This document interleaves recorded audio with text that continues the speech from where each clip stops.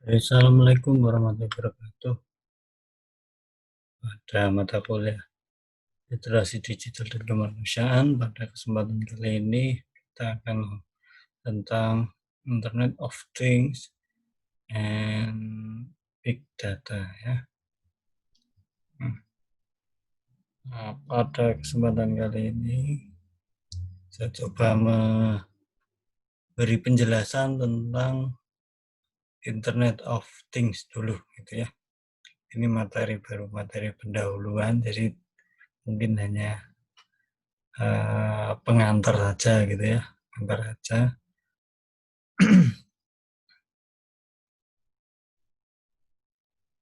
Materinya tentang bagaimana semua itu saling berkoneksi. Nah, yang pertama berkaitan dengan digital transformation. Nah, seperti yang kita ketahui bahwa dalam akhir-akhir ini gitu ya, begitu banyak para kita semua gitu ya menggunakan smart device gitu ya. Smart device mau handphone, smartphone, mungkin smartwatch gitu ya. Nah, ini semuanya menggunakan smart device gitu ya, smartphone atau yang lain. Kemudian rata-rata gitu ya, internet ini terkoneksi ya setiap saat gitu ya, 24 jam itu terkoneksi gitu ya. Jadi mereka terkoneksi, handphone pun terkoneksi setiap saat gitu ya. Internetnya kan terus-terusan gitu ya. Ya jarang lah ya yang setelah sampai rumah kemudian internetnya dimatikan sama sekali gitu ya.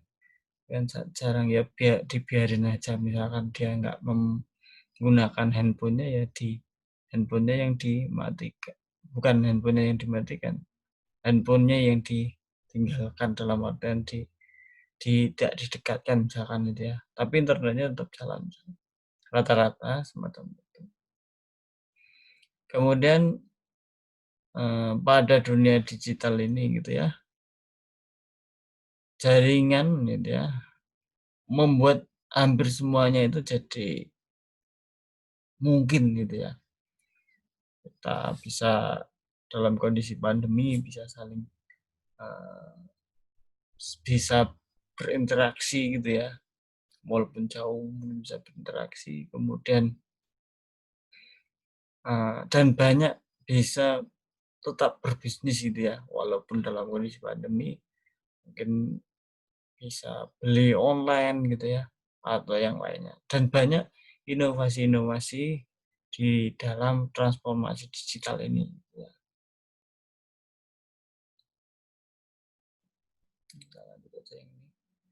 Seberapa impact gitu ya dari transformasi digital ini dalam bisnis gitu ya. Seperti apa ya? Kira-kira semacam ini gitu ya. Hampir di semua lini ini terpengaruh gitu ya. Mungkin uh, dari tingkat sebelum SD pun ya belajar mau nggak mau harus pakai, mungkin dari tingkat SD gitu ya, uh, belajar, menemani belajar menggunakan gadget gitu ya. Uh, Buat bisnis-bisnis yang lain juga udah merubah model bisnisnya gitu ya. Banyak merubah model-model bisnis.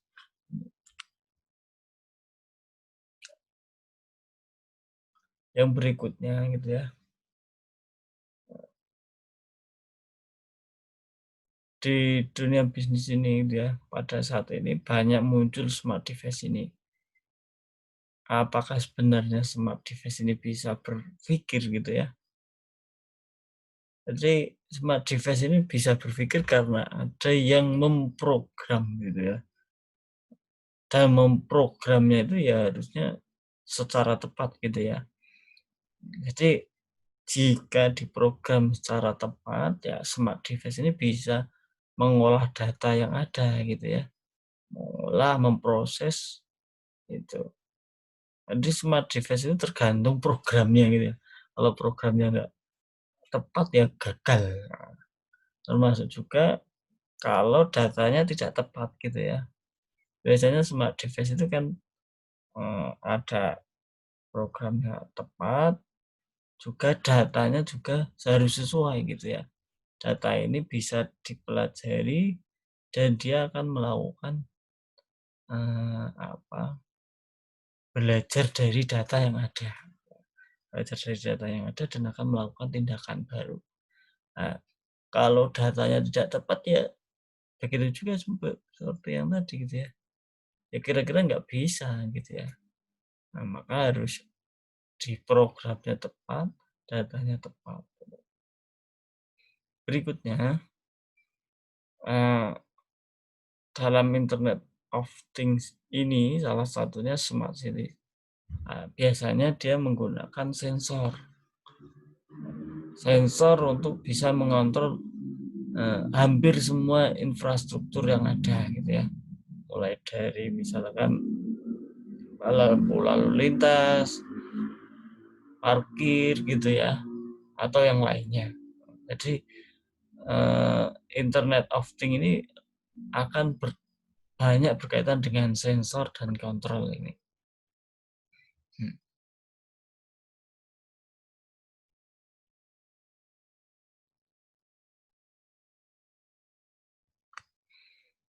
Ah, dalam Internet of Things ini, jaringan adalah pondasinya gitu ya.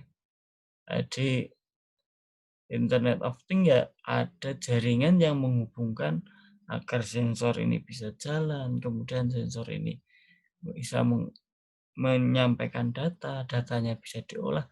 Nah, ini ada jaringan untuk yang mendasarinya gitu ya. Jadi kalau tanpa jaringan ya Internet of Things ya nggak bisa apa-apa gitu ya. Dia hanya berdiri sendiri, nggak bisa bisa berkoneksi dengan satu sama lain. Nah, makanya ini jaringan ini adalah fondasinya dalam Internet of Things ini.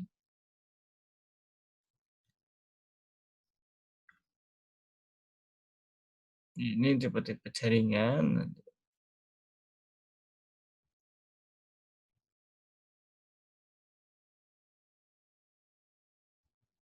apa-apa saja device yang bisa terhubung gitu ya. Ya hampir semuanya terhubung bisa ya. Hmm, hampir semuanya, banyak sekali. Misalkan ya secara umum gitu ya, itu dalam Internet of Things ini ada sensor, ada aktuator gitu ya, dan ada intelligent device gitu ya. Dia ada sensornya, sensor yang mengambil datanya gitu ya, ada aktuatornya dan ada device yang smart gitu ya, yang bisa memonitor, mengontrol, dan menganalisis serta mengoptimasi, dunianya itu gitu ya. Jadi ini ada sensornya.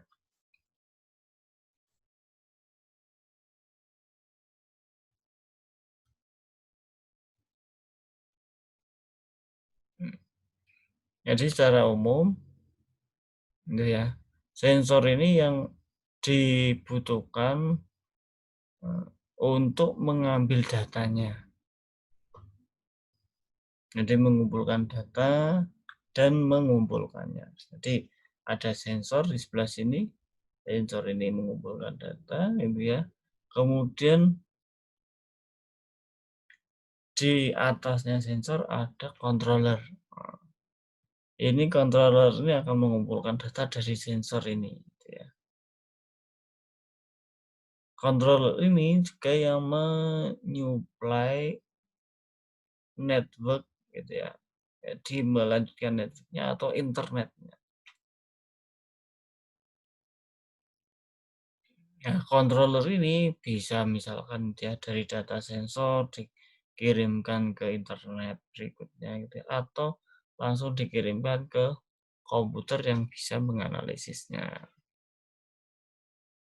Nah, sensor ini biasanya bekerja sama dengan aktuator.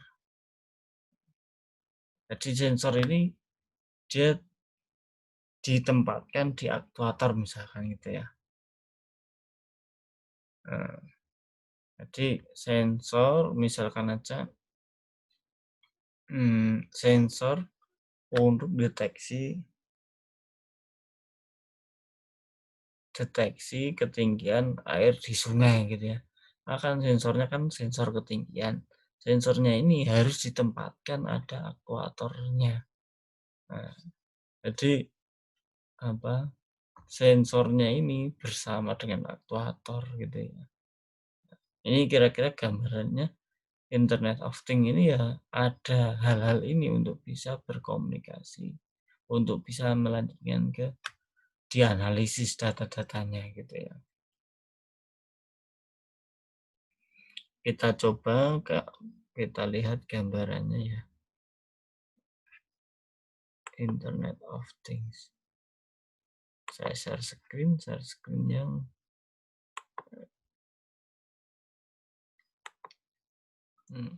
gambarannya semacam ini gitu ya. Akan ada di suatu rumah atau kantor ini gitu ya. Oh, di sini ada smart fan gitu. Kemudian ada deteksi asap gitu ya. Ada yang memonitoring temperatur misalkan gitu ya. Solar panel, baterainya smart baterai gitu ya. Ada smart lamp gitu ya. Dan lainnya dan semua ini saling terhubung gitu ya. Jadi ada hubungnya, dihubungkan sehingga bisa nyambung di sini data internal servernya ini. Jadi servernya itu, nah ini ada saling terhubungnya.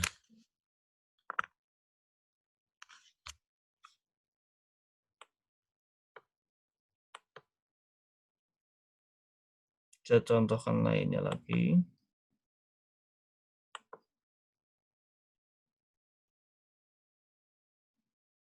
Misalkan ini ya. Ini seperti yang tadi gitu ya.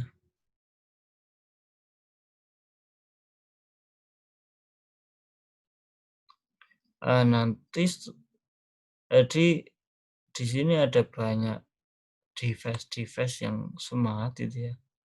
Yang bisa saling terhubung sampai di internetnya itu juga akan saling terhubung di sini gitu ya. Wah, ini saling terhubung. Sini ada smart grid misalkan ya. Di sini. Jadi di sini ada saling terhubung dengan suatu jaringan sehingga kita bisa misalkan memonitoring dari manapun gitu ya. Jadi bisa memonitoring dari manapun. Ini gambaran dari Internet of Things ya.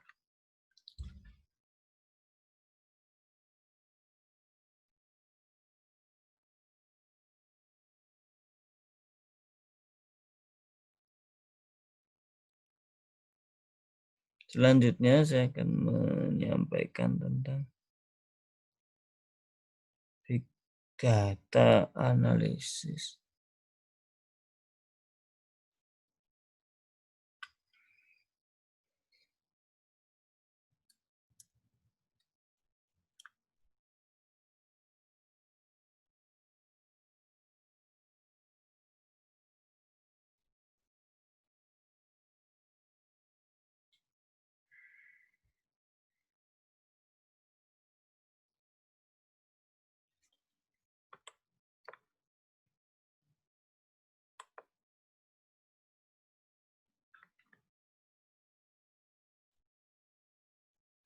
Kalau sebelumnya kita berkaitan dengan Internet of Things, ya kita di sana ada sensor, kemudian mengambil datanya dikumpulkan gitu ya. Datanya dikumpulkan, Maka ketika data ini terkumpul, lama-kelamaan akan menjadi data yang besar, gitu ya. Data yang besar ini, untuk mengelolanya, kita salah satunya dengan ini, big data analitik ini, gitu ya.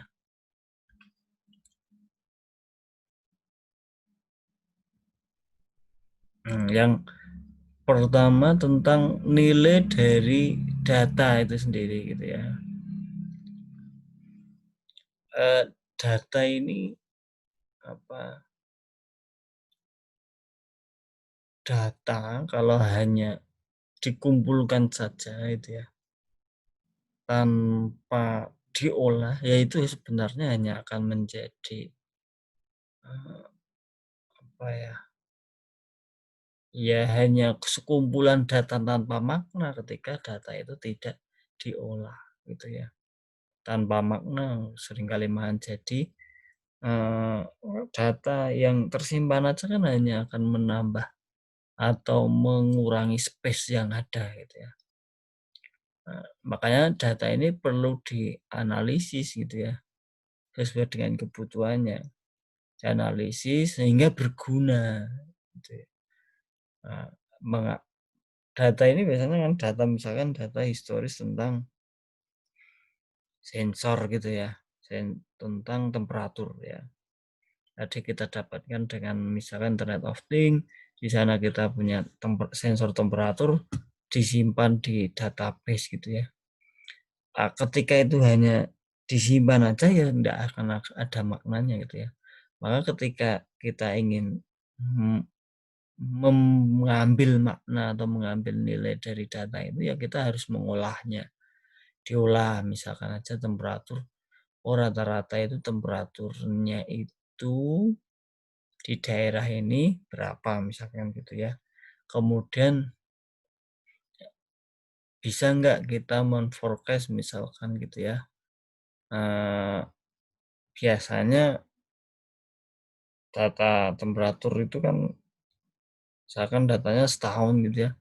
Rata-rata yang temperatur pas paling tinggi-tingginya itu pas bulan apa misalnya.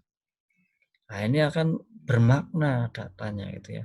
Jadi kita bisa memperkirakan nih bulan ini akan bulan depan itu kira-kira biasanya paling tinggi temperaturnya. Harus bagaimana kita nanti. Nah, ini data itu akan menjadi bermakna ketika data itu diolah gitu ya. Kemudian data ini bisa bermacam-macam ya. Ada yang data misalkan data numerik tadi gitu ya, data-data numerik, temperatur, atau mungkin ada kalanya data yang berupa kata-kata di web, artikel, atau blog gitu ya, atau berupa video gitu ya. Nah, data ini biasanya mempunyai informasi ya. Jadi punya informasi. Kemudian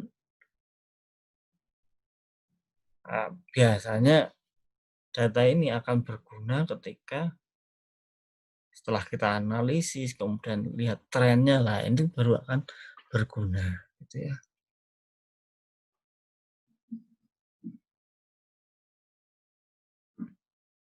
Data ini kelihatan sekali, data yang mungkin dulu hanya sedikit gitu ya, sekarang udah berubah jauh gitu ya. Ini geraknya eksponensial gitu.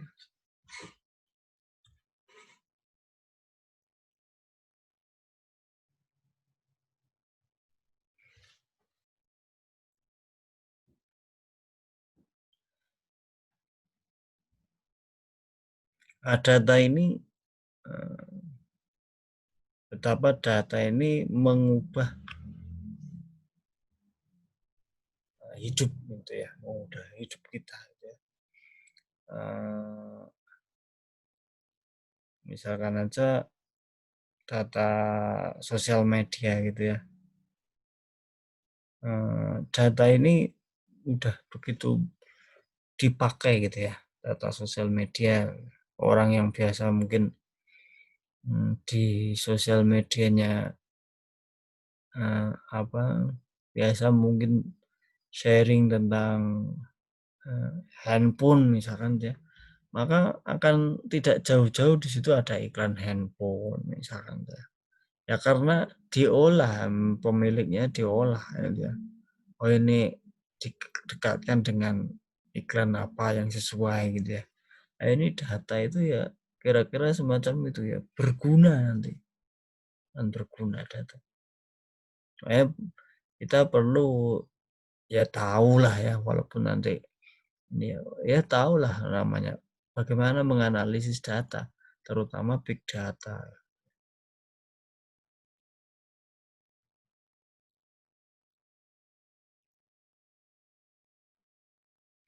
Kemudian seperti apa yang dinamakan big data ini ya? Eee, Big data ini biasanya begitu besar gitu ya, kompleks gitu. Datanya ini biasanya sangat impossible to process and analyze gitu ya, dengan dengan model tradisional. Jadi, ada kalanya misalkan, eee, ya yang simpel aja lah ya, simpel aja misalkan kita diminta mengolah data sekolah se-Indonesia gitu ya, dengan menggunakan Excel lah, repot ya, repot. Menggunakan tradisional data tradisional ini agak agak sulit ya. Bisa gitu ya, bisa hanya agak sulit. Sulitnya itu misalkan aja ketika datanya sudah sampai 500 mega, dicoba dibuka di program semacam itu ya, program tradisional. Ya repot karena dia modelnya kan buka langsung semuanya 500 mega dibuka semua gitu ya. Beda dengan model, eee, RDM apa, yang berbasis database itu ya, ya beda dengan kemudian biasanya punya karakteristik gitu ya, uk eee, ukurannya besar gitu ya. Ini volume, velocity gitu ya, variety, kemudian veracity gitu ya. Nah ini karakteristik dari big data. Tadi kita baru mengatakan data yang 300 mega gitu dibuka dengan Excel misalkan tadi ya, akan sulit. Apalagi yang sudah di atas 1 giga, eee, atau di atasnya lagi, akan lebih sulit lagi ketika mau mengolahnya gitu ya. Nanti semakin besar pakai tradisional, semakin sulit mengolahnya gitu ya. Maka perlu ada teknologi-teknologi tertentu untuk bisa mengolah ini.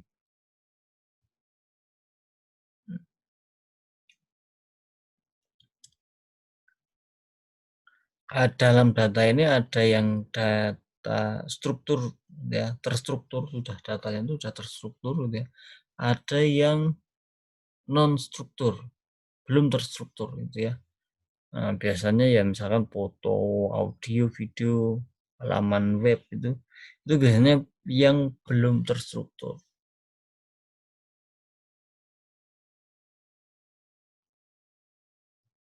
Nah, sekarang evolusinya gitu ya. Nah, ini dimulai evaluasinya ini dari yang yang tradisional to big data infrastruktur itu ya. Dari yang model tradisional gitu ya. Ini kira-kira di sini, tradisional database management system gitu ya. Biasanya di sini, apa, database-nya hanya disimpan satu satu server aja misalkan gitu ya. Seolah ini model lama semacam ini gitu ya. Kemudian berkembang gitu ya, berkembang menjadi distributed data system gitu ya. Jadi dipisah-pisah nih aplikasinya gitu ya, dipisah-pisah, SQL sendiri gitu ya, database sendiri. Nah, atau model yang berikutnya on-site and cloud computing solution. Jadi model yang distribusi data sistem tadi gitu ya, sampai di on-site and cloud computing solution.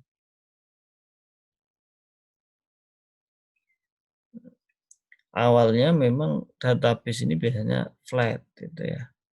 Ini yang awal. Ini kan gambarnya Excel ya. Flat. Nah, datanya ditampilkan kalau tadi data 500 mega ketika dibuka di Excel ya ditampilkan sebanyak 500 mega. Makanya biasanya kalau buka ya lama karena 500 mega dibuka semua.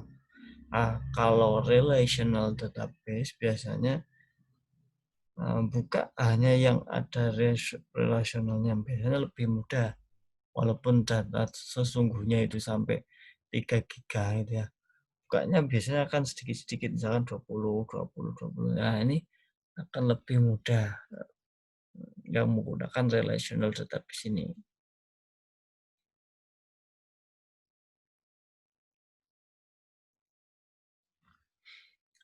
Relational database management system ini dulu dipakai apa?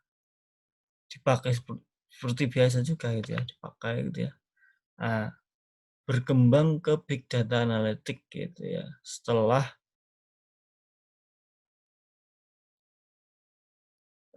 ini dipakai untuk mengelola RDBMS tadi gitu ya.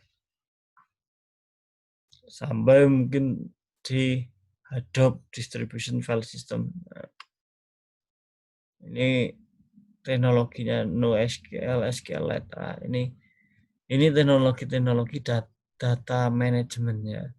Mulai tadi mulai yang flat tadi gitu ya, flat, kemudian relational database management system, big data analytic, Hadoop distributed file system, NoSQL, SQLite. Ini kayak itu udah selesai ya untuk big data analytic. Harapannya nanti kita bisa mencoba gitu ya, mengolah data gitu ya, yang menggunakan big data analytic gitu. Saya dulu pernah coba gitu ya, mengambil data misalkan dari data Twitter gitu ya. Misalkan aja coba ketika kita diminta mengambil data salah satu website misalkan mengambil berita yang ada di UNES gitu. Semua ada yang ada di website UNES diambil, kira-kira gimana caranya? Ya kita bisa aja mengcopy paste gitu ya. Copy paste satu-satu. Tapi itu kalau datanya cuma 10 sih tidak apa-apa itu ya. Nah, kalau datanya 100 atau 1000 ya, copy paste bukan jadi solusi gitu ya. Ya copy paste cuma hanya kita harus pakai strategi agar bisa cepat selesai gitu ya. Coba nanti kita contohkan. Saya stop dulu.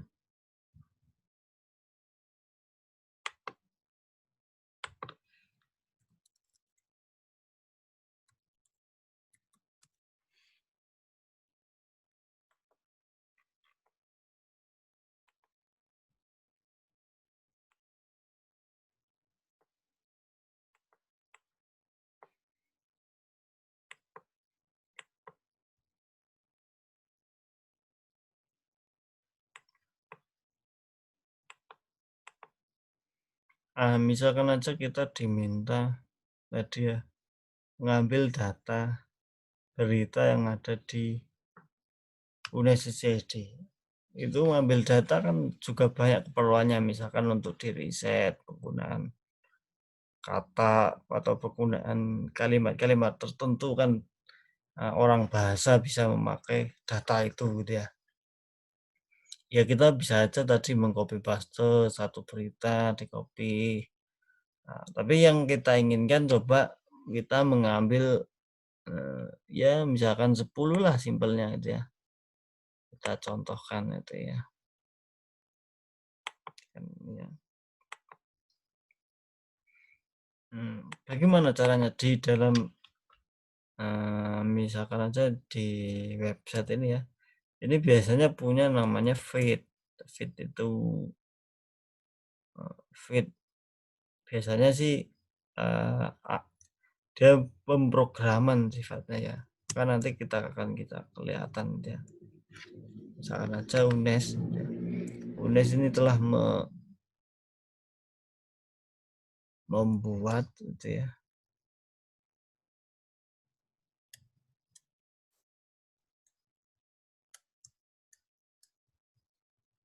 ini feed-nya UNES itu ya. Nah ini isinya, ini ada datanya.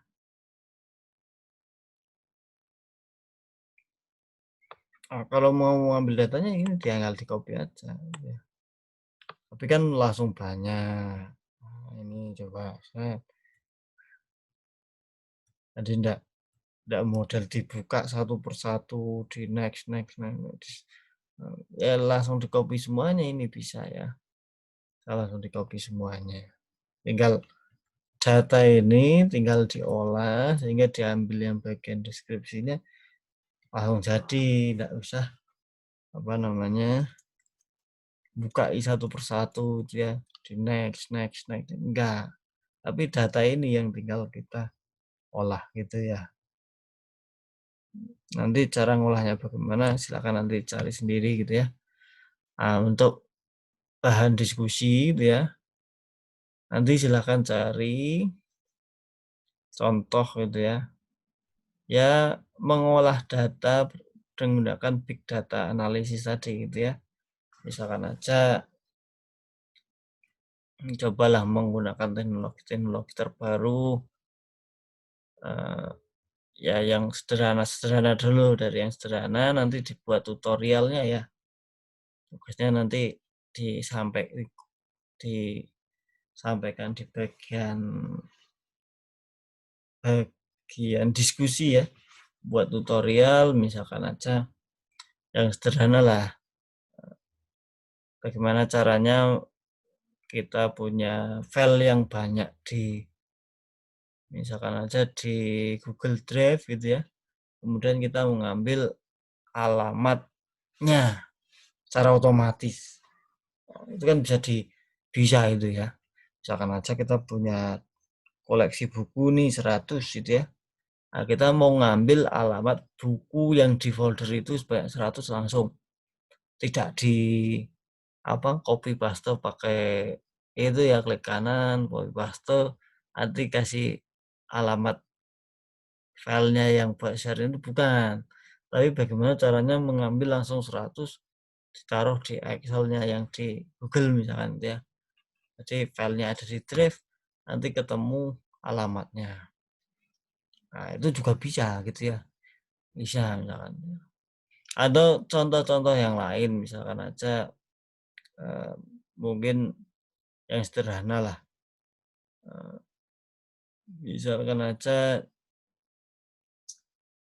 kita pengen apa, melihat data akreditasi gitu ya, akreditasi atau yang lain yang di Google misalkan, yang simpelnya misalkan nyari, menampilkan gitu ya, mengumpulkan arsip lampiran dari email kita. Oh bisa, gitu ya. Sehingga akan kelihatan caranya bagaimana, dikasih gitu ya, dikasih tutorial gitu ya. Nah, nanti bisa ditampilkan di bagian diskusi. Ini contoh apa namanya tadi mau mengambil artikel di website ini gitu ya. Silakan nanti banyak sekali contoh-contoh untuk mengolah data gitu ya. Demikian hingga akan kalian tahulah dikit-dikit, nggak harus yang 2 tadi, banyak hal yang lain yang bisa dieksplorasi berkaitan dengan pengolahan data. Intinya kalian misalkan aja tadi ya, mengambil data dari suatu website tertentu kemudian diolah. Olahnya itu yang punya cara tersendiri gitu ya. Ini yang punya cara tersendiri sedemikian hingga kalian tahu tentang proses big data analisis. Walaupun tidak harus pakai data yang besar sekali, paling enggak kalian akan tahu tentang salah satu proses bagian dari proses big data. Demikian, terima kasih. Assalamualaikum warahmatullahi wabarakatuh.